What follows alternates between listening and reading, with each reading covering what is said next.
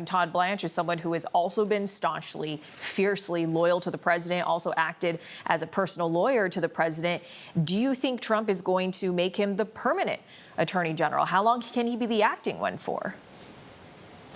Yeah, I mean, he's definitely demonstrated his loyalty. One of his favorite anecdotes he likes to share is that when he was at a big law firm called Cadwalader, while he was out of office, he wanted to represent President Trump, and the firm told him he was not allowed to. So he left in order to join Trump's legal team and lead Trump's legal team and basically defend him in the two cases that were brought by former special counsel Jack Smith and New York Manhattan DA Alvin Bragg that really established his bona fides with the Trump's inner circle, basically saying that he was willing to reject this big elite law firm and say, I will join your team instead. And he's brought that over to him with the Justice Department. He's made it clear in multiple public remarks saying that he believes that President Trump was unfairly targeted, that his job was to root out weaponization, in their words, at this department. He said at CPAC, an extraordinary appearance, just the idea of a top DOJ official attending CPAC, and bragged last week that he has ousted and removed over 200 people who were just tied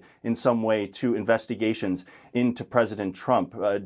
Todd Blanche has definitely sought to demonstrate over and over, in the same way that Pam Bondi did, his personal loyalty to the president and his inner circle. He's also represented other people close to President Trump. So he's already really demonstrated that loyalty. But as John, Carl, and Pierre just raised, is that going to suffice in how he actually performs his job? This could be seen as something of a tryout period for him. And the stakes couldn't be higher. He has to demonstrate that he can do more than Pam Bondi was able to in order to target President Trump's enemies and bring the DOJ under further direct control of this White House.